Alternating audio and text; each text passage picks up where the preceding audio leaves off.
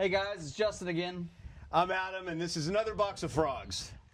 Hey, you had mentioned to me the other day that you wanted to talk about, I forget how you put it, but basically,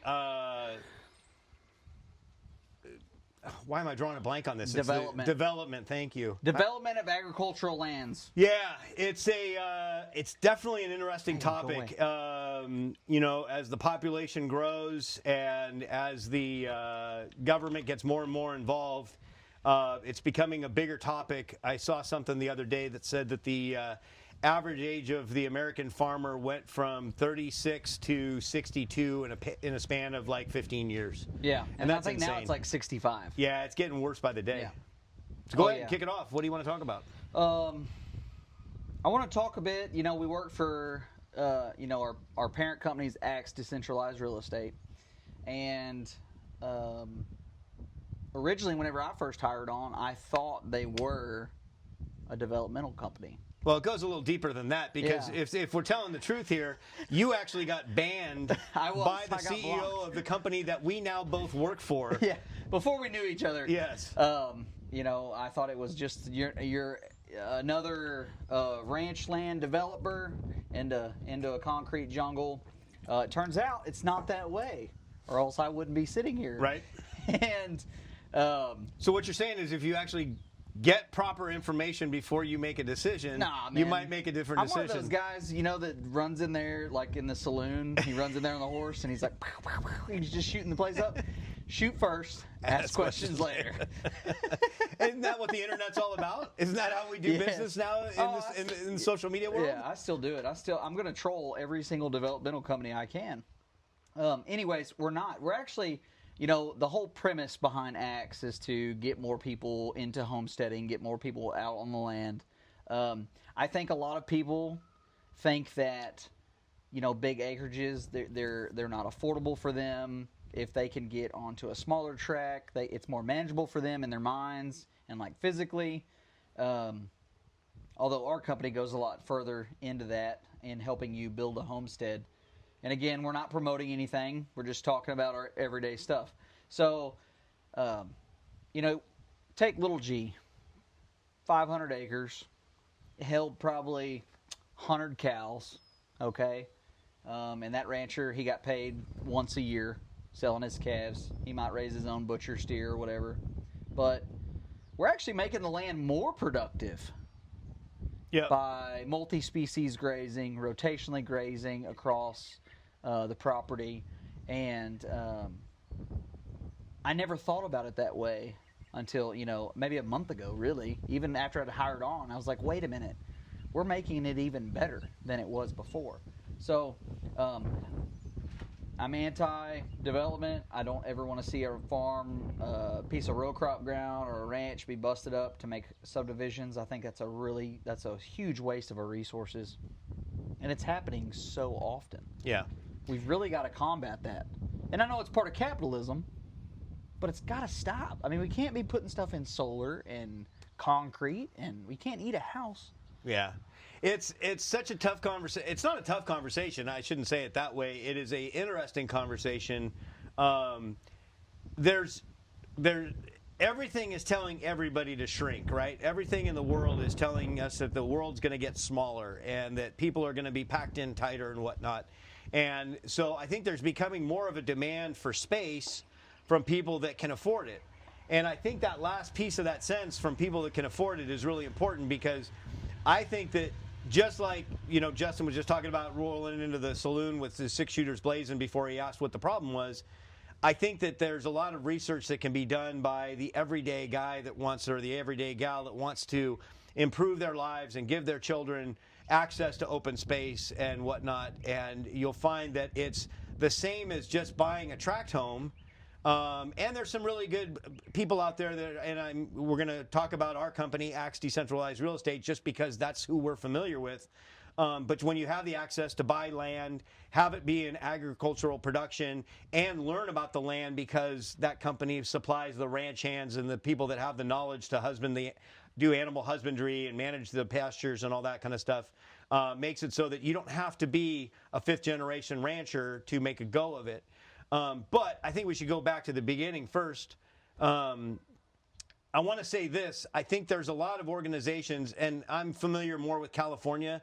That's where I've been for the last 50 years, 55 years. Holy crap, you're old. I know. It gets me every now and again. But in the Northern California where I live, and as happy as I'm going to be to move out of there, there's some people doing really good work. Marin Agricultural Land Trust in Northern California, Sonoma Open Spaces. These are companies that have been funded by personal donations. And what they do is they buy up the developmental rights to ag land. So, for instance, the ranch that I grew up on, which was 1,000 acres out there on the Marin-Sonoma County border, sold the development rights to them. So that land will forever be in agriculture. You can buy the ranch if you want, but there's no thought that you can ever buy the ranch and subdivide it and make condos or even parcels.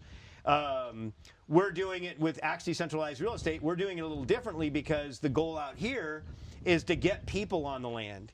And it's not just about subdividing it to make to sell $1 million homes. In fact, we don't even have a stake in what size homes you build. You can go build a 2-in-1 on your 10-acre parcel and have all the animals and the access to the outdoors and ag lands and whatnot. But the bottom line is that we're preserving that land forever in agriculture. And that is critical because what people don't realize is that we have a very limited number of growing seasons left in the United States of America if all we do is corporate farm. And I know you're not an ag basher, and I get that. No, it is true. It is true, though, because, like, there's still some old farmers out there that, like, they're going to plow and they're going to spray, and it's factual. Their topsoil is deteriorating. Yep. Okay, it's washing down, and then the strip tilling and the minimal till and no till is becoming very popular, and I think we are healing some places. And then going even further down that hole and then like you're incorporating livestock grazing into that. So you have these big time corn farmers, commodity farmers, and they're going to minimal or no till. They're incorporating cattle or other species on there, and everybody's seeing the benefits. So I think we're like on the turn of making our lands and healing our lands. We just got to get people to stop selling it to developers. Yeah, and I think it starts with, I think one of the ways that everyday people, Joe and Gina Smith can help that process. Nobody's saying you need to go out and buy yourself a 50-acre farm and start raising your own food. Some people aren't cut out for that. No, and nor should they be. I mean, there's plenty of people I know that are in farming and ag that shouldn't be. But at the end of the day, you help that process, I think, with your dollars. And when you can make the conscious effort to go out and support your small farms at your local farmers market, to buy locally grown products, that is helping to keep ag in ag, to keep ranch lands and pastures in ag and not be developed. Because if we can get the small farmer in America to make a living wage, that preserves the land. The reason that every kid in America that came from a family farm is going to the city for a job is because that's the only way they can afford to live. We were told not to. Yeah, get off the farm, go to college, make an go get smart. Yeah, and then look how much good that did us. Well, and it's like, I was listening to a Theo Vaughn podcast the other day with Mike Rowe, and that's what Mike Rowe was talking about. He's a very, very big advocate for trades and things like that, and not going to college. But I can remember the pressure, and I enjoyed my college time. It benefited me because I did study ag. And You'd never know the word henceforth. Henceforth, or moreover. I'll tell that story later. But so it's for or really one generation, maybe two. We were told to get off the farm, go to school, don't be like we're being. Well, then you come home from. But here's the kickers. You come home from college and you want to tell your old man how to fix things because now you know everything. Oh, yeah. That didn't go over so big. Oh no, Dad. We need to be pulling our bulls. I ain't never pulled bulls before in my life. But that's okay. God's got a plan for that because now that my kid's done with college and coming back and telling me how to do things, I've got to bite that same bullet. Yeah. Now how the turntables. Yes. How the turntables? Wow.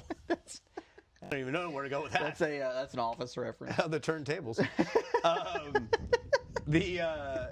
So when you talk about things that everyday Americans can do to help the problem, it's that shopping with your dollars and not supporting the corporate ag people. And when I say corporate ag, there's good families out there that have no choice but to raise crops and raise animals for corporate ag. I get it.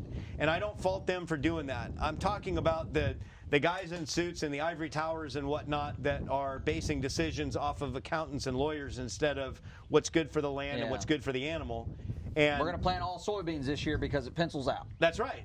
Because and then we're going to be able to control soybean we're going to be able to control soybean prices because by affecting the market. Yes. And so the rich get richer and the small farmer dies, and that's a problem because sooner or later that controls what you have access to eat. If the small farmer's not there and all you have access to is uber pasteurized milk and eggs that have been on the shelf for 3 months and meat that has been frozen and thawed so many times you can't even count them, that's all that's going to be left. And, you know, hopefully that doesn't happen in our lifetimes or my kids' lifetimes, but it's going to happen if we don't make a significant change.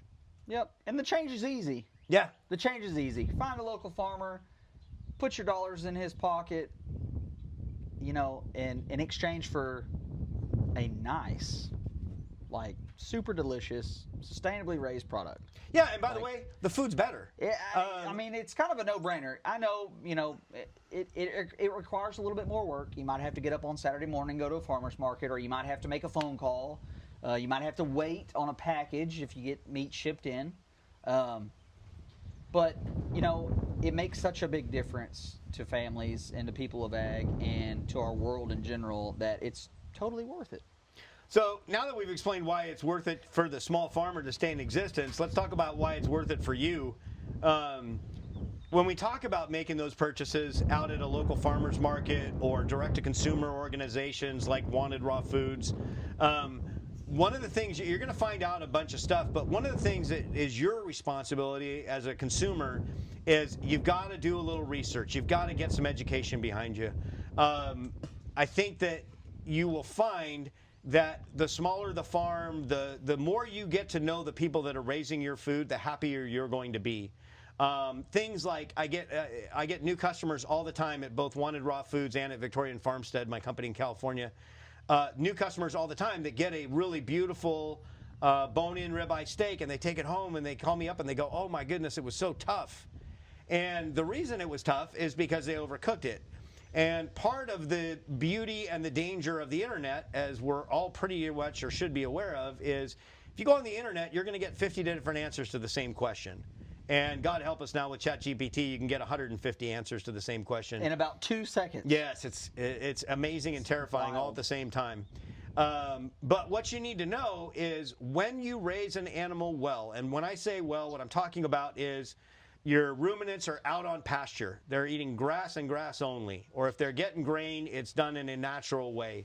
When you're raising hogs that are out foraging in the pastures behind the beef, or they're out in the forest picking acorns and whatnot, and your chicken that's out on pasture and chicken tractors, it creates a better and different product. And the first thing you need to know is it's going to cook faster. The reason that commercially raised meat or factory farm meat cooks so much longer is because there's an imbalance in the omega-3s and the omega-6 fatty acids. That's what has to break down to make something tender, or that's part of the process. There's a million things that go into it. Not a food scientist, I'm just a dirt farmer and a butcher, but that's what goes into it. And when you raise an animal the right way, that meat will cook faster because the tough stuff breaks down faster. When you eat your eggs, when you buy pasture-raised eggs, we've got a small farm, right? We're getting 35, 40 dozen eggs a day. We don't have a big machine that x-rays every single egg and picks out the bad ones. So when you're making your cake batter or your scrambled eggs in the morning, all you got to do is have a little bowl, a little ramekin or something there, and crack each egg individually into it. What's a ramekin? It's a small bowl. It's a little. What you put your sauce in? Who ramekin? Who said that? Who Mr. Ramekin. So it's like a crescent wrench. I don't know why. Why? It's just getting back to the topic. I'm getting a ramekin tonight on my way on. I'm going to hit him upside the head with a ramekin here in a minute. It's a baby ram truck, a ramekin.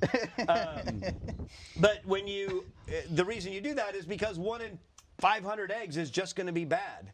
There's no getting around it. And when you get a bad egg, you don't want to ruin your entire batch of cake batter or cookie dough or scrambled eggs or whatever. So just crack them into their own bowl. Silly little And always simple buy things. extra too. Yeah, buy a few extra. We need your business. But it's little things like that that will make your life infinitely easier and allow you to be excited about getting these products that are raised with so much love and so much care, that you'll feel better about how you feed your family, I think, too. Yeah. We just and the food's just not as old as it is any other way. Whenever you go to the supermarket, it's just everything's just a little bit older than what you would get at a fresh market or a farmer's market or whatever. I don't really see any downsides. You just have to be a little bit more intentional, I think, with your cooking and your preparing. Yep. You have to be a little bit more. But I think we could all stand to be a little bit more intentional. I know I sure could. Well, and there's no downside to it, though. No, and let's talk about the elephant in the room, because the first comment that almost everybody that's trying to make that transition makes is the expense of it, that it's more expensive. There is no getting around that. I have a policy with my company, with both companies that I run, that I don't ever apologize for prices. The prices are what they are because that's what it costs to actually raise food. We're not subsidized by the government.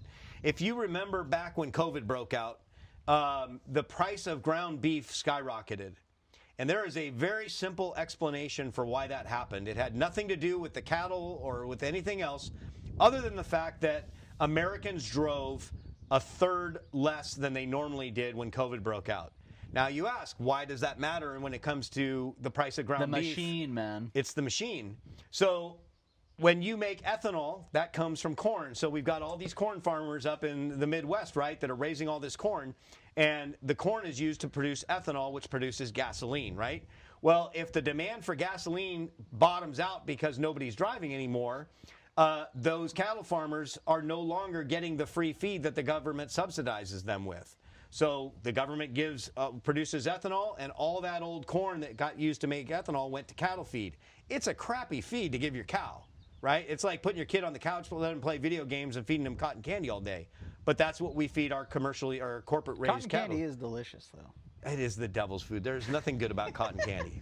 Not the way you eat it, not the way it tastes. Yeah, well, Ellie's a cotton candy connoisseur. When you were 5, it is God's gift to food. But yeah, there's a guy on Instagram. He makes like sculptures out of cotton candy. If you can make sculptures out of your food, there's something wrong with your food.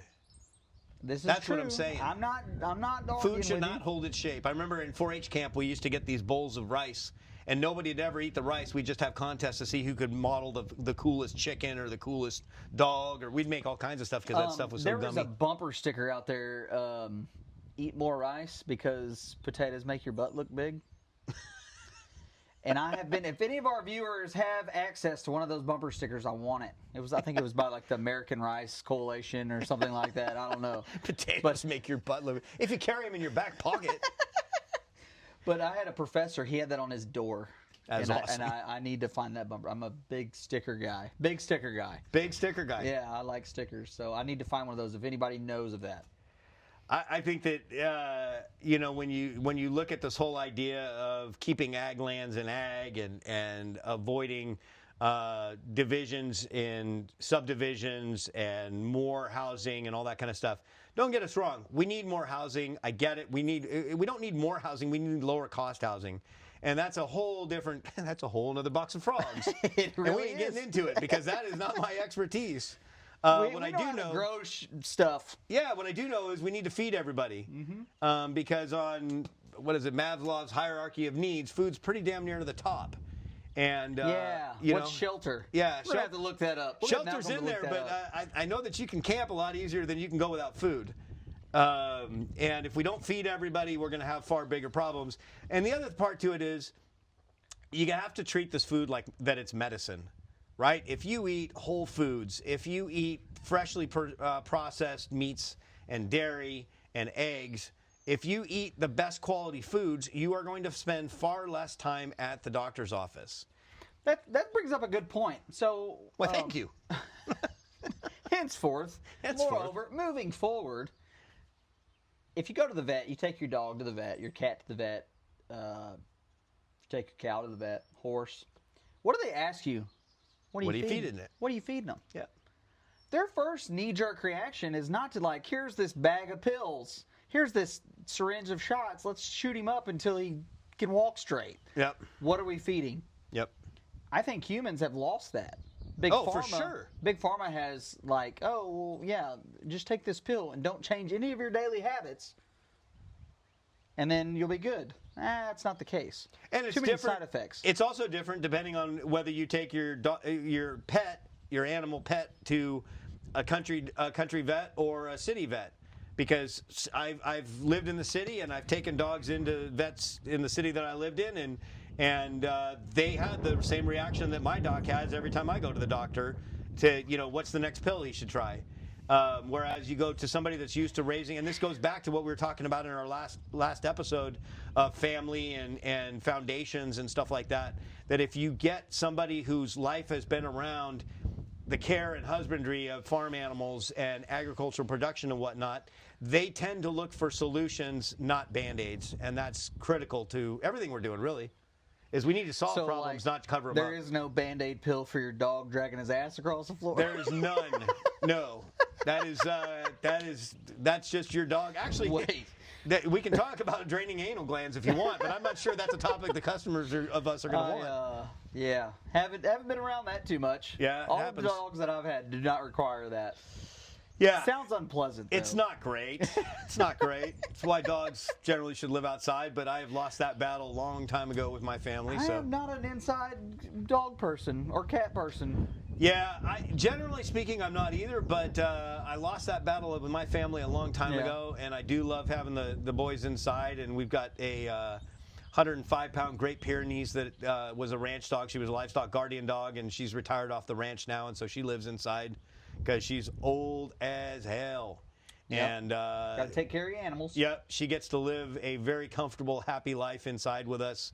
As long as she wants to keep fighting, and they're such a big part of the family that wouldn't have it any other way. Do you have any cats on your farm? No. Why do you say it like that? I love cats. I'm not a cat guy. He's not an inside dog guy. I am not a cat guy. Sorry to all the cat lovers out there, just not my thing. The only cats I've had since my wife and I got engaged, she had a couple cats. She left them in Florida. I could see that. I could see her being a cat lady. Yeah, no. Wait a minute. What are you trying to say? A cat lady has certain connotations. Does not have a derogatory meaning. It can. I have a cat. I have a cat on my place. His name's Scratchy. Shocker. He won't scratch you, though. He's a really nice cat. He really only likes certain people. I happen to be one of those. I think he's a Russian blue. Cats are all crossbreded up, but I really like knowing the pedigree of my animals. So he's a Russian blue. He's very regal, and he's our greatest farm panther ever. He's a good mouser. He watches over the lambs. Yeah. We've brought in feral cats to my farm in California from time to time, trying to keep the mice and rats down and whatnot. They do a good job. They really do. If you can get them housed up right on the farm in the barn and give them a place that they're comfortable and they'll come to, I've never had any success with it. I've had better success with owl boxes than I have with keeping cats. Yeah, we have a gopher problem out here at the Little G, and we've got to get us some owl boxes. That's on my list of things to do. Adam says in California that they do a phenomenal job of like any rodent. Yeah, it's really remarkable. You can see, like, there's drone footage of vineyards that have put in owl boxes, and it's amazing to look at the aerial footage of them because there will be a perfect circumference, a perfect circle around each owl box. It's usually like 100 to 150 yards, and there won't be a single gopher mound in that range. And then right outside that perfect circle, there'll be gopher mounds everywhere. It's wild. I'm That's fascinated. We're not using chemicals to kill them. We're not using any other methods, just Mother Nature. Yeah. I have a funny cat story. Tell me. In high school, we needed a good mouser. We were getting overrun by the rats in our feed room in our show barn. So we call our vet. She had some feral cats, and Dad calls her up. And then I got home that afternoon from church or from school, and Dad's like, "Hey, you need to run over to Cold Springs and pick us up a cat." Okay, I didn't have any one of those little pet carriers, cat barriers. Might have to edit that out. So I had a 4-door dually pickup, and I was like, I'll just put the cat in the back seat, no problem. So I get to Doc Holmes there in Cold Springs, and I pull up, and we're visit for a second. She goes, okay, well, let me go get your cat. She brings the cat in a pet carrier, and I was like, well, is he wild? Can we pick him up? She goes, you probably don't want to do that. And I'm like, oh, crap.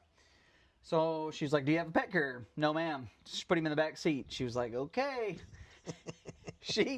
We opened the door up to the pickup, opened the door to the carrier. The cat shoots out and hits the other side and then goes right underneath the seat. And all I hear is a bunch of it's like the most evil cat noises ever. And I'm like, man, this is going to be great. So I get home, I pull in the barn, I go get welding gloves, I put on a real thick denim shirt, and I reach underneath there, and I had to grab the cat and pull it out, and it's nailing me, man, just tagging my ass. I opened the door to the feed room, I put him in there. We had him gentled down about 2 weeks, but he was not a happy camper. But he did kick all the rats' butts, so it was a good thing. But yeah, it was a little touch and go there for a second. Well, when you're trying to get a cat to stick in the barn, you don't want something cute and cuddly. You want a panther, a ranch panther. I like that. It's going to be the name of Justin's first cologne, Ranch Panther. It works 60% of the time. No, 60% of the time it works every time. Oh man, but I think that. Yeah, we'll wrap this up because we'll move on to other topics and stuff. But I think that, the more that the general American consumer from small town USA to the big cities can get their hands on quality food, and it's accessible in this day and age with the advent of direct-to-consumer growing as rapidly as it is, be careful when you're online. Read the reviews. And the most important advice I give anybody, I think, in my opinion anyway, is you got to know the people that are feeding you. And if you can't get direct contact with the people that are actually doing the production, that are actually out on the ranch raising the animals, then you might want to move on down the road and find somebody else because they're super accessible. There's tens of thousands of us out there, and we are happy to talk to our consumers. We're happy to talk to our customers. It is the greatest joy of our day to be able to answer questions and talk through problems and help you put better food on your family's table. And if we can do that for you, please reach out because it really is the best part of our job. Well, and to just to solidify what you're talking about is being careful on the internet. I sent you that video on Instagram about the lady bashing Wagyu beef. Oh, yeah. In fact, we'll do another episode with that because we are going to talk about terminology and we'll show you that video. But I'll just touch on it for a second. Yep. She was saying that all Wagyu are sickly and disease-riddled because of the way they've been raised. You can't breed disease into an animal. No. You can't. You can breed disease-resistant into an animal. But we have Wagyu out here, and they're pretty tough animals. We don't have to do much to them at all. Being in the climate that we're at, we have a lot of insect pressure, but we don't ever have to really medicate them for flies or anything like that, and they're healthy. We don't do anything to them.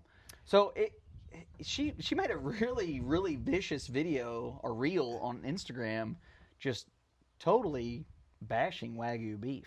Well, I'll tell you what. Let's just get into it because we're already on the topic and we get to make these as long as we want, I guess. So Malcolm's going to put that video up and let you watch it here, and we'll get back to you in just a sec. I would avoid Wagyu beef everywhere. You do not want Wagyus. They are sick, diseased animals. Their genetic lineage is from disease. So they were bred to marbleize their muscle. They have to feed them high amounts of carbohydrate to do that. They even feed the animals candy in some farms for the Wagyu beef. But the Wagyu cows themselves cannot breed on their own. They have to have donor moms to pregnate these cows with Wagyu fetuses because the Wagyu mother itself, it's so diseased it can't carry a baby to term. So yeah, I wouldn't purchase Wagyu even if she's grass feeding them, even if she's doing all the clean stuff. I still wouldn't eat the meat of that animal. It's been selectively bred like the banana. The banana is so far away from the wild banana, like that's Wagyu beef. So when we look at that video, one of the things that you got to really pay attention to is the fact that there's no qualification for what she's talking about. When people hear the term Wagyu, what's the first thing they think of? A5, A3, A7, whatever. They're thinking about the Japanese steakhouse that's selling it for $100 an ounce. They're thinking about that ribeye, that boneless ribeye steak that's half fat and half meat. Hey, if that's your jam, awesome. They're delicious. Yeah, I've had them. You've had them. Yeah, I mean, it's super tender. It's melting in your mouth because it's mostly fat, and the fat is where the flavor is. It's not my cup of tea, but, you know, I don't fault anybody if that's what you want to spend your $100 an ounce on. What we raise out here and what so many small farmers, and there's quite a few in East Texas, and it's growing rapidly, but we're taking that premium breed, and Wagyu is a style of raising meat. The challenge for us is that it's become a colloquialism, right? People associate Wagyu. Well, what we raise are red Akushis, and that is a breed of cattle. Wagyu is not a breed of cattle, as far as I know. It means literally cow Yeah. in Japanese. So So Wagyu is like cow. So when you go and order Wagyu at your restaurant, it's kind of a misnomer, right? It's great marketing, no question, because it's hard to say Akushi. It's really easy to say Wagyu. So if we're selling Angus beef in Japan, do they call it Wagyu? Because it means cow. It sounds like a field trip. I think we should go research this. Ooh, man, if we got to, when we take this show on the road, oh, that's when it gets really fun. We got traveling to do to Florida and Tennessee. Maybe we take the camera with us. Adam and Justin take Tokyo. Wow. What could possibly go wrong? I just want some of them little wooden shoes that they wear in the, what is it, Komodo? The wooden shoes are Dutch. No, they got it's like a flip-flop, but it's got little treads on the it. wooden slides. Good Lord. I wonder if we can make Anyway, a Western getting back to the video we were trying to bash and got off topic. My point is that if she's talking about feedlot beef in Japan, that Wagyu, which is how they raise the premium A5, A7, you know, they're fed brewer's grains. Yeah, she they're talks fed about Skittles too, feeding Skittles. Yeah. Skittles were fed to dairy cows back whenever. long time ago. Yeah, that's been around for a while. Nobody feeds that stuff to beef animals. It was to dairy cows, and it actually worked into a really good ingredient because they were trying to up some carbs, I think, and some sugar. Carbon sugar, yeah. Get the sucrose up. But that's honestly, I would never feed my cattle No. Skittles or candy, but that was a feed stuff right there. Cattle have the superpower of turning things into good protein. I think what it is, though, when you look at that Skittle example, I think what really happens, though, is they found a missing ingredient, right? They wanted to up the carbs and up the sugar that got to their cows to improve the marbling. Okay, that's fine. I get that. Now, what happened was the path of least resistance and the path of least dollars was to buy up all the jacked up Skittles that Hershey's or whoever makes Skittles produced and feed them to their cattle. There was a story a couple of years ago about this guy in Nevada that was raising hogs, and he had thousands and thousands of hogs. This was a very large operation, and he exclusively fed dumpster food from the casinos, from their buffets. Because every so many hours, those buffets have to clean everything out and dump it because it's been sitting out for so long. It is the cheapest, crappiest food known to mankind, and it would all end up in a dumpster. And with no rhyme or reason, he would take those dumpsters and dump them out to feed his hogs. Cost him nothing because the casinos were happy. They didn't have to pay to have their garbage dumped. I wonder if his pork tasted like green beans or mashed potatoes. Think about what's sitting out on a buffet. And then put all that crap in a dumpster and let it sit for a couple days. That's what you're feeding your food? Yeah. It doesn't make any sense. Yeah, those days are really over, though. I mean, in theory, yeah, but people from will a always... small farmer, like direct to consumer like we are, For sure. we're not slopping our hogs. No, in fact, we go out of our way. I think a lot of guys, the guy that raises hogs for me out in California, Pete Langley, he feeds his hogs exclusively brewer's grains. From spent beer from local breweries, and it's a perfect food for hogs because it has because it was used in the fermentation process, it's got some probiotic value, and that helps, as I talked in the last video, it helps the hog's gut get acclimated to be outside. And they're probably out on grass and dirt too, so Absolutely. they're getting stuff on their own. Yeah. This is just a supplement feed to them. So when you see these videos with somebody, first of all, you have to accept our videos. Our videos are perfect. Are perfect. When you watch us, even us, quite honestly, you should question everything. You should question who's paying for the video, who's making the video, why are they making it, what is her goal in making that video. And generally what you'll find is a couple things. One, they're looking for shock value because we all want clicks, right? We're hoping that you click like and subscribe and this becomes huge and YouTube starts paying us a bunch of money so that we can retire. The difference between us retiring and everybody else is we won't retire, we're just going to buy more land. We're going to buy more cows, we're going to buy more goats. If you win the lottery, I'm not going to tell anybody, but there will be signs. Yes, there will be signs. if this podcast blows up, there'll be signs. It'll be a really nice new truck. That's about it. Yep. But at the end maybe add them a set of knives. Ooh. Some new Victorinox. Yes. Look at you! Wow, dropping a Boning Victorinox. Man, how does the dirt farmer know about the Victorinox? I dabble in some information. Dabble in some steel.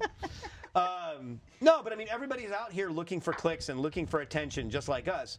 Hopefully, you do enough research to know that that is not the way that the people that raise your food are doing it. And if you don't know who's raising your food, I've said it a bunch of times, I'm going to say it again.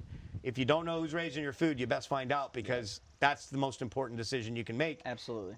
Anyway, we probably beat that dead horse enough. Yep. But we'll probably get back to it because it's a huge topic and verbiage in agriculture and whatnot is another bone of contention with both of us, and we'll talk more about that another time. Thanks for checking us out. Follow and like at the bottom if you feel so inclined, and we'll see you next time. That's another box of frogs.